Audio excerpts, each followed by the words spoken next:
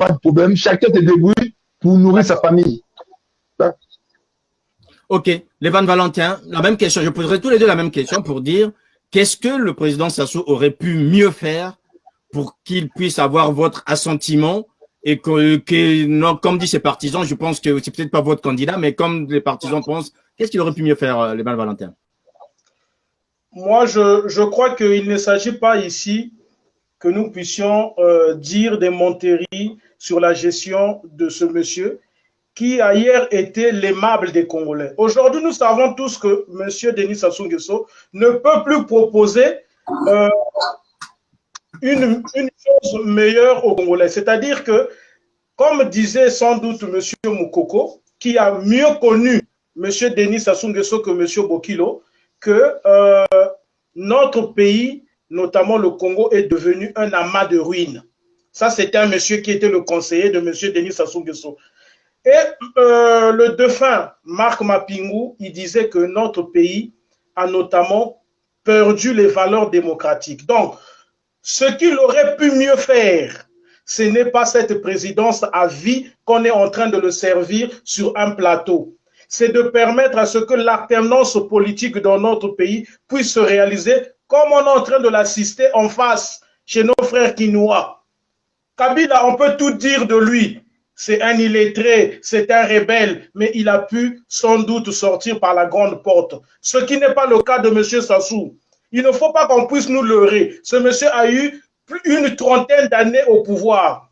Il n'a pas pu satisfaire les Congolais. Et lorsque M. Bokilo a le toupet de dire à tue-tête dans ses relatés qu'il y a une traçabilité au Congo, mais c'est risible. La traçabilité n'existe pas au Congo, sinon on ne parlerait pas des biens mal acquis, qui est une affaire qui est même déclenchée par une juridiction française, pas congolaise. Donc il faudrait que M. Denis Sassou Nguesso puisse comprendre que il est en train de mener notre pays loin de la bonne gouvernance, parce qu'il faudrait aujourd'hui que les Congolais ne puissent plus avoir honte de le dire. Nous sommes dans une monocratie.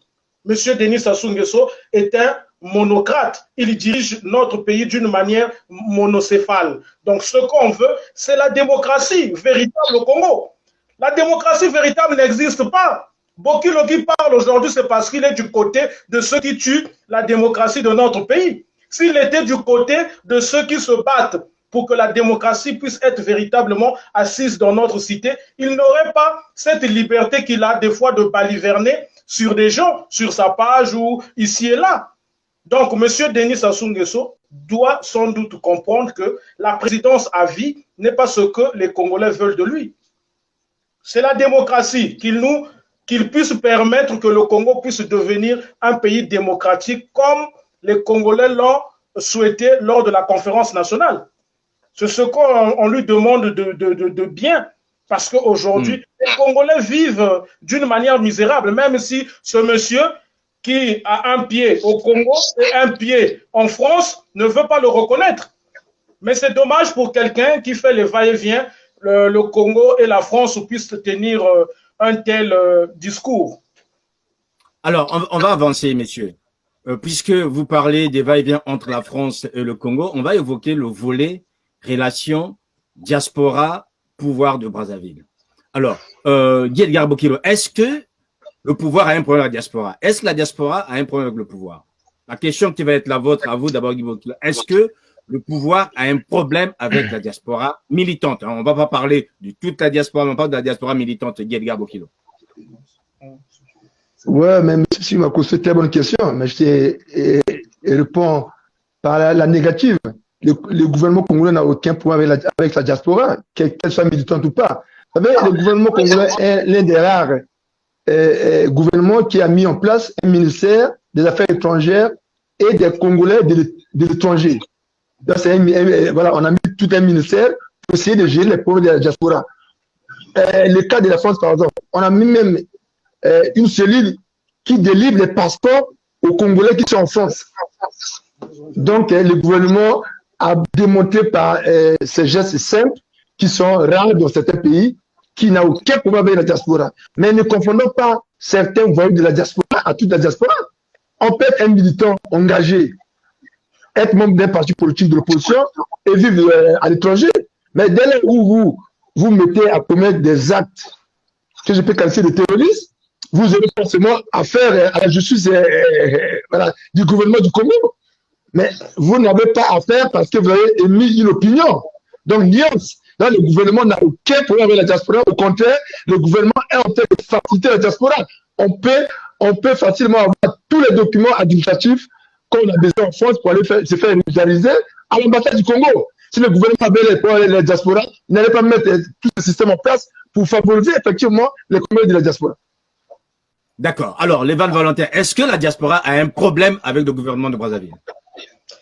Je pense que la problématique que nous, les gens de la diaspora, que nous avons envers ce pouvoir-là, c'est simpliste. C'est une problématique de la démocratie. Vous savez, M. Sir Makosso, Alain Mombankou disait que la diaspora a le rôle de pouvoir ouvrir notamment les yeux à ceux qui sont restés au pays. Moi, je leur ai dit, si j'étais resté dans mon pays, je devais mourir ignare. Dès l'instant où j'ai pu voyager, donc je suis loin de ma patrie, j'ai vécu ou je continue de vivre dans un pays démocratique qui m'a donné la liberté d'expression, je ne peux pas être un ignare. Parce que le vrai problème ici, c'est que ceux qui sont sortis du Congo, ceux qui vivent notamment loin du Congo, les Congolais de la diaspora, c'est qu'ils veulent juste que le mieux puisse être existentiel dans notre pays. Partons notamment de la gestion de la cité et dans d'autres domaines. Donc, la vraie problématique ici, c'est que nous avons des gouvernants qui sont dans une politique monocéphale. Et ça crée notamment des tensions. Moi qui vous parle, M. Bokilo est un sous-informé, mais je le comprends, il est là pour faire la promotion d'une dictocratie, c'est normatif. Moi qui vous parle, je ne vais pas citer les noms des officiers ici, mais j'ai eu des officiers qui m'ont contacté, qui m'ont donné avec preuve que M. Léval, vu les critiques que vous réalisez vis-à-vis de nos gouvernants, si vous mettez pied ici, on va vous faire du mal. Même si on vous laisse entrer dans ce pays, mais vous pouvez sans doute subir un bémol ou sans doute une menace. Comme aujourd'hui, nous venons de perdre un étudiant qui a été assassiné lâchement et dont le corps a été jeté à la morgue de Talangaï. Donc, bref, pour dire simplement que la problématique qui est sans doute existentielle entre la diaspora et les gouvernants de notre pays, c'est une problématique de la démocratie. Nous voulons, nous qui avons pu sortir de ce pays, nous qui ne sommes plus dans l'ignarerie, parce qu'au Congo, la majorité des Congolais sont dans l'ignarerie, surtout ceux qui sont les clébards de M. Sassou, c'est que la démocratie puisse être véritable. La démocratie ne puisse pas être seulement du dissible. Donc, le problème, il est là. On a bien compris, il est revenu donc mon très cher Lionel Gamba. Lionel Gamba, on a déjà entamé le thème sur les rapports diaspora et pouvoir de Brazzaville. Je vous laisse donc continuer.